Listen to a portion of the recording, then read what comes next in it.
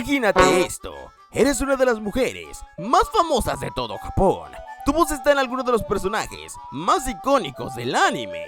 Los fans te adoran, las empresas te buscan, tu carrera parece estar en un modo indestructible. Y entonces, aparece un bajista en modo villano de telenovela, que decide que si no eres para él, no eres para nadie. Y de repente, ¡madre! Toda tu carrera explota, más rápido que los otakus cuando se enteran que existe una fémina en plena Friki Plaza. ¿Cómo? Esto es Otaku Neko. Y el día de hoy vamos a analizar la historia de Aya Hirano, la mujer que pasó de ser la reina absoluta de las seiyus del anime a convertirse en uno de los escándalos más recordados de la industria, y que años después lograría algo que parecía prácticamente imposible: el regresar.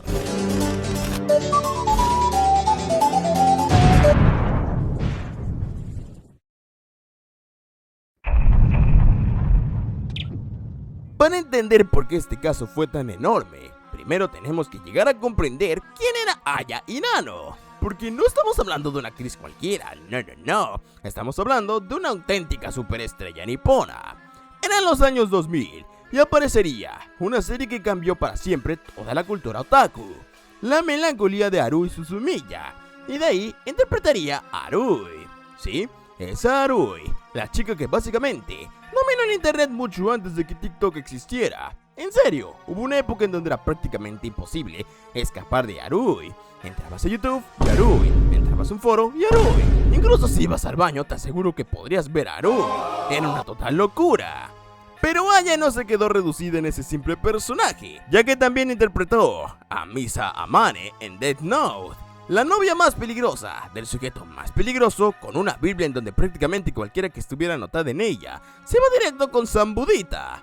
Y además fue Konota Izumi en Lucky Star, una de las mayores representantes de la cultura otaku de toda una generación. Básicamente, Aya Hirano tenía muchos personajes legendarios que algunos estudios y varias seiyus envidiaban y deseaban tener en su currículum. Su carrera estaba en modo tutorial completado con excelencia, pero cuando todo parecía miel sobre hojuelas, empezó a ir todo mal.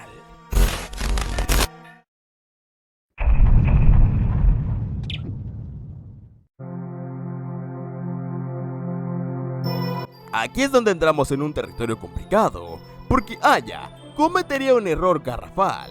No robó, no insultó a nadie, no hizo técnicamente nada ilegal. Lo único que hizo fue lo peor para varios del fandom japonés, y eso fue tener una vida propia.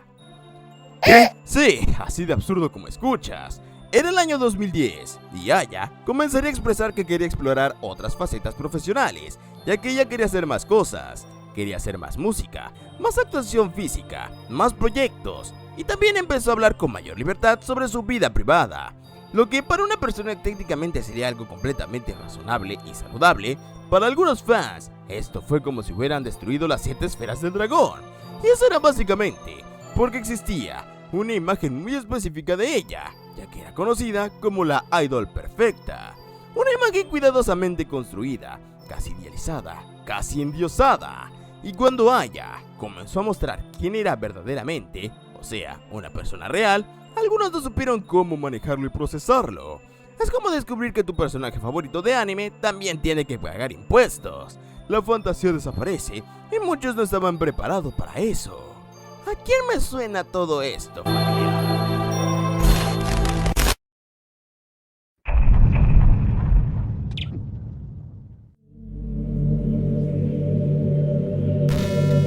Pero lo peor todavía no había llegado, no. Era el año 2011 y ocurrió el evento que terminó de incendiar todo el internet. Y cuando digo incendiar, me refiero a un incendio categoría los moderadores ya se rindieron. Una revista llamada Budka publicaría información relacionada con supuestas relaciones personales de Aya. Según los reportes que circulaban en aquel momento, la información habría sido filtrada por alguien relacionada dentro de la banda de la chica.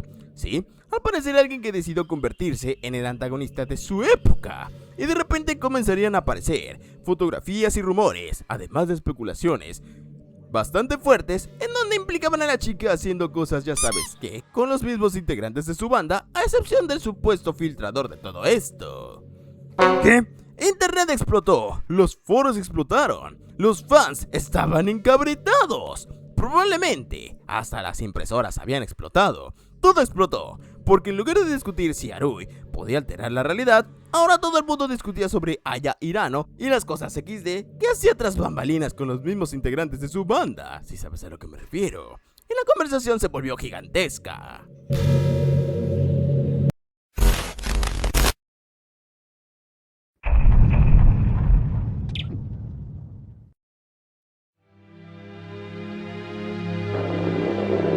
Ahora bien, algo importante, muchísimas personas defendían a Aya, pero también hubo grupos extremadamente radicales que reaccionaron de manera exagerada, porque para algunos fans la situación fue interpretada como una especie de traición, lo cual para nosotros podría sonar extraño, pero amable recordatorio, estamos hablando del fandom japonés, en donde prácticamente un actor de voz o sello o incluso un idol no es una persona normal, sino como una especie de dios en la tierra.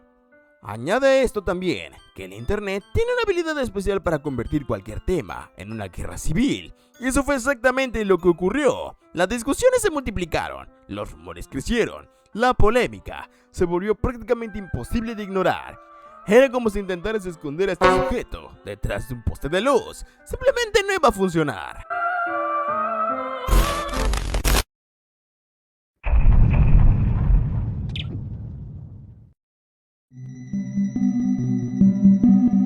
Aquí es donde llegó el golpe más duro de todos. Las empresas comenzarían a preocuparse, porque cuando existe una controversia de esta magnitud, muchas compañías prefieren evitar riesgos colaterales. El resultado, Aya perdería oportunidades laborales, su situación profesional se complicó enormemente, y su relación con la discografía Atlantis terminaría. Varios proyectos comenzarían a desaparecer dentro de su currículum, todo porque las empresas temían posibles reacciones negativas de ciertos grupos de fans. Imaginen el nivel de presión, pasar de ser una de las figuras más importantes y populares del anime a ver cómo tu carrera estaba en picada. Era el equivalente profesional de resbalar con una cáscara de banana y caer por una escalera de 400 escalones.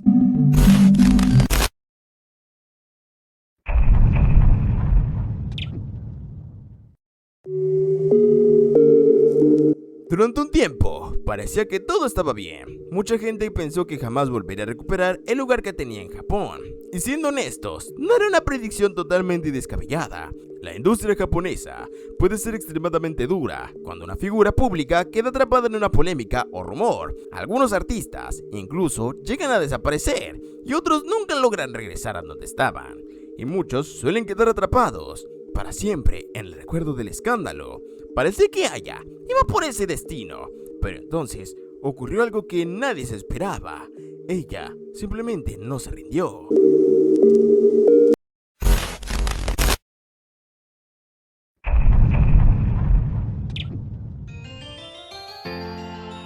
Mientras en algunos rincones oscuros del internet se seguía hablando de su pasado, Aya comenzará a forjarse un nuevo futuro, entrando en el mundo del teatro. Se enfocó en mejorar sus habilidades, continuó trabajando, aprendiendo y avanzando, sin hacer demasiado ruido, sin grandes titulares, simplemente trabajando. Eventualmente, llegó incluso a estudiar en Broadway.